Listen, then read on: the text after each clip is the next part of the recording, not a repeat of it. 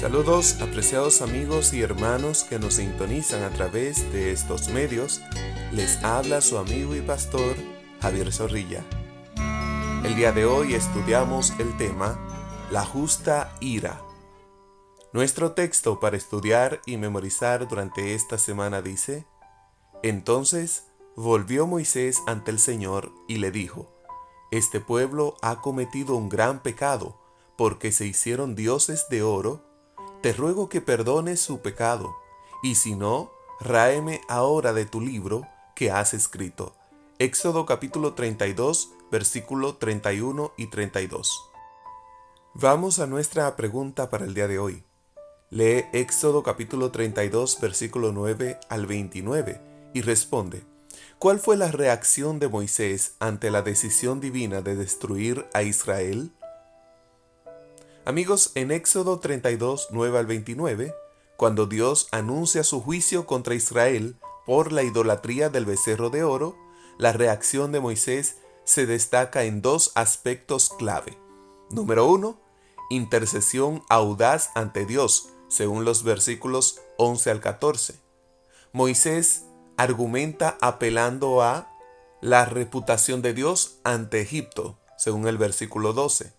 Y las promesas a los patriarcas Abraham, Isaac y Jacob, según el versículo 13, además de su rol como mediador del pacto, según los versículos 11 al 13. Como resultado, Jehová se arrepiente del mal que dijo que haría, según el versículo 14. Este arrepentimiento divino muestra la eficacia de la intercesión dentro del dinamismo relacional del pacto. El segundo aspecto tiene que ver con la acción decisiva con el pueblo, según los versículos del 15 al 29. Rompe las tablas de la ley, que es símbolo del pacto quebrantado, versículo 19. Destruye el becerro de oro, versículo 20. Instruye a los levitas a ejecutar juicio, versículos 26 al 28, purificando así el campamento.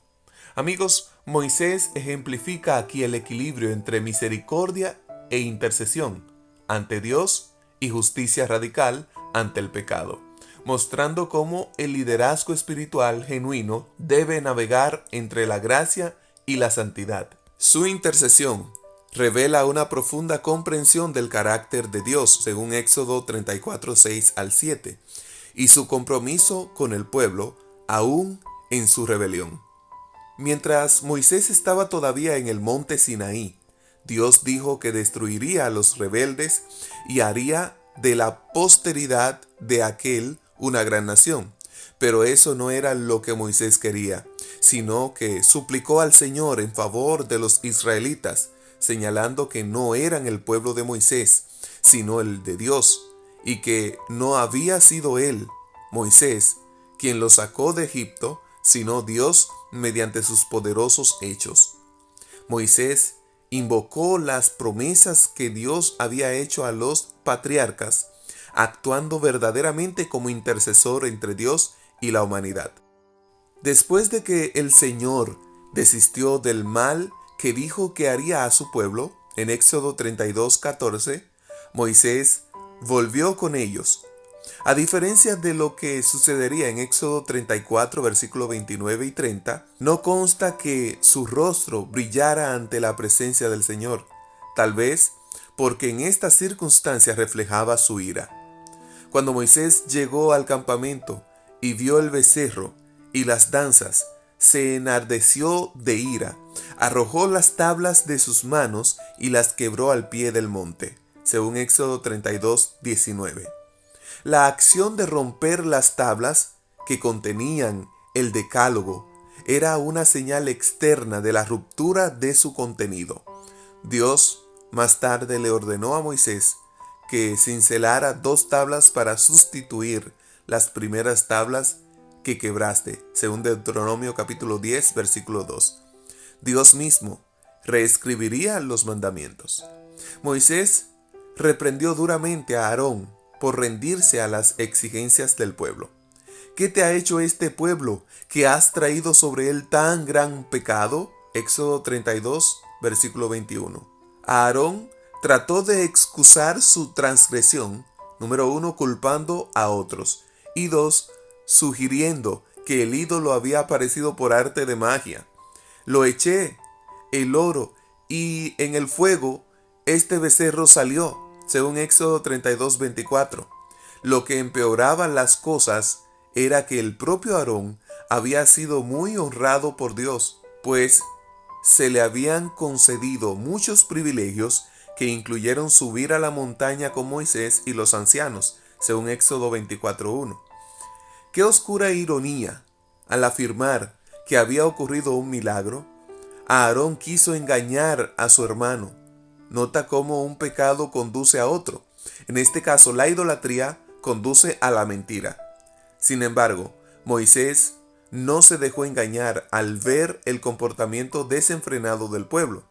Las consecuencias negativas eran evidentes y Moisés tuvo que detener la rebelión de inmediato. Nuestra última pregunta del día de hoy nos dice: ¿qué debería enseñarnos esta historia acerca del poder de la oración intercesora? ¿Por quién deberías orar ahora mismo? Amigos, debería enseñarnos esto, que la oración intercesora nos conecta con la voluntad de Dios, nos hace instrumentos de su amor y perseverancia, y puede mover corazones y circunstancias, aunque la respuesta no siempre sea la que esperamos. Ora, ahora mismo, por la persona que tienes en mente, alguien enfermo, afligido o que ha perdido la fe, y también por quienes sufren en silencio, por los líderes de la iglesia que toman decisiones, por los líderes de tu país, para que esas decisiones no afecten tu vida personal. Y ora de manera especial por ti mismo para recibir sabiduría y fortaleza en estos tiempos.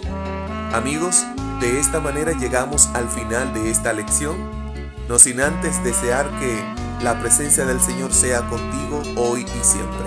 Te esperamos mañana para más contenido. No olvides compartir y suscribirte a nuestro canal. Dios te bendiga.